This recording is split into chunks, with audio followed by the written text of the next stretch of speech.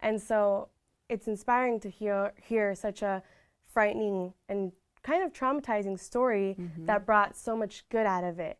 But I also believe that some people think they're not capable of turning the ugly into something so positive like you did. Right. And many women find themselves in that situation. Yes. Where they were depending on someone else and now they're left with nothing. And you went from, like you said previously, from pennies to now a millionaire.